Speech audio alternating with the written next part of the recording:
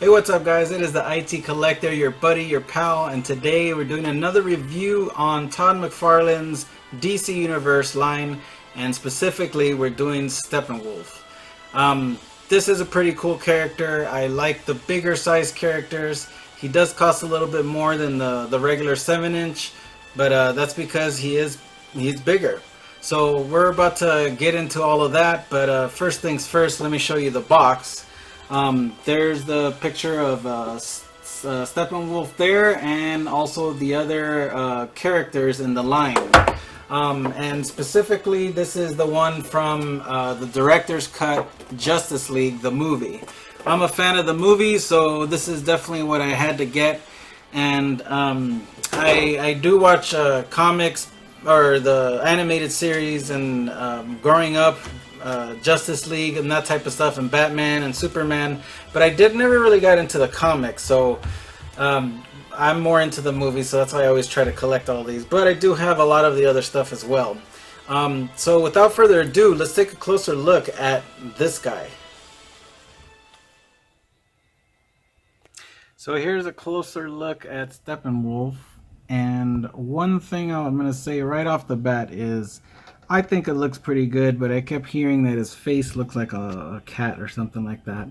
I kind of see it, but it is what it is. I mean, I don't know. It looks like just like the character, I feel. Anywho, very cool figure. I like the size of it. You can see the armor. Sorry, let me focus there. You can see the armor. They did it all throughout, or the way his armor is anyway. I did notice he is hard to stand. Maybe it's because of his feet, but I also noticed Darkseid. Also, I struggled a little bit with. But overall, it's a pretty cool character. You can see the way his armor is on the back. It's all pretty standard. Oops. See, there we go.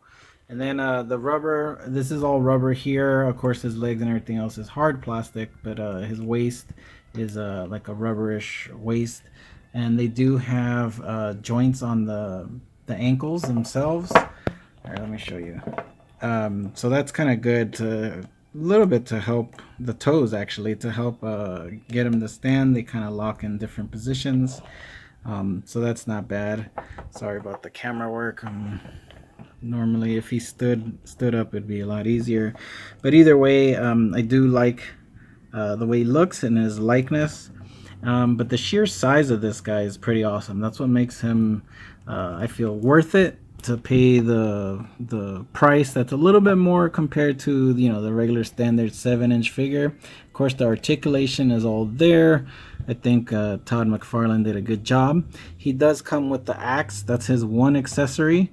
Most of these guys don't really have much accessories, but that's about it. And as always, they come with the base that you see the flash on. I took that from Steppenwolf's.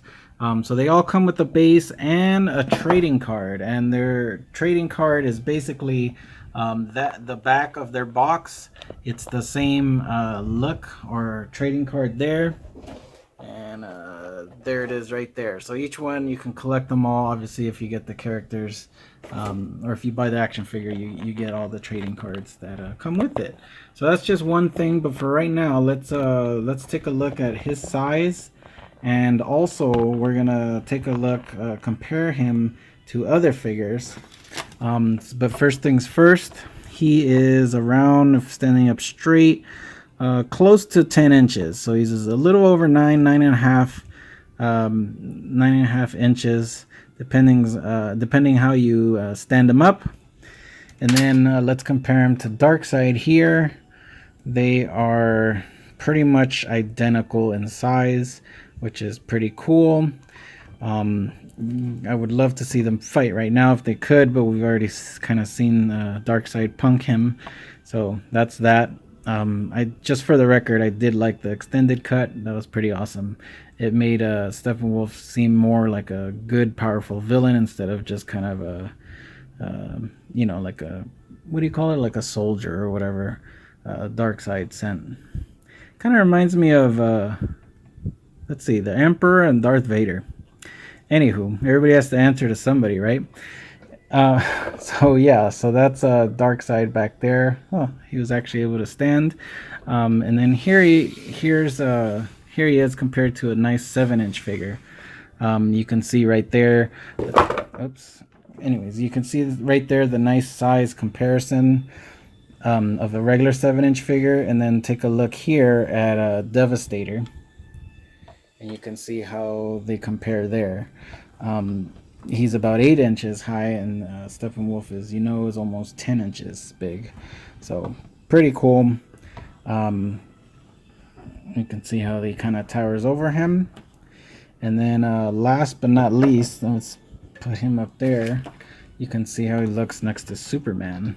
Because I assume if you have all these, you're going to have Superman. Now, this isn't the Superman from the Justice League movie, but he's on the way. Unfortunately, pre-order's taking forever to get here. I got these other guys first, so that's that. So that's how they look compared. 7-inch figure. And there you are. So this is a pretty good battle if you can do some kind of diorama with these guys, all of these guys. That'd be fun as heck to watch or to display. And that's one thing I can't wait. Once I move on my display case, I'm going to be switching it out to DC and Marvel, so stay tuned for that. So there you go, pretty cool figure. I love how it basically straight out of the movie. Looks exactly like it. He is a little hard to stand, as you saw, but overall pretty cool figure. I really enjoyed it, and I'm glad I added this guy to my collection. He's worth the money, I think, overall, since he's a little bit more expensive, but still pretty cool figure. So yeah, so I hope you like this review, and just so you know, if you like DC, I have a lot more DC stuff coming out. Not only DC, Marvel Legends, Marvel Select, all types of stuff like that. I also collect tons of Star Wars.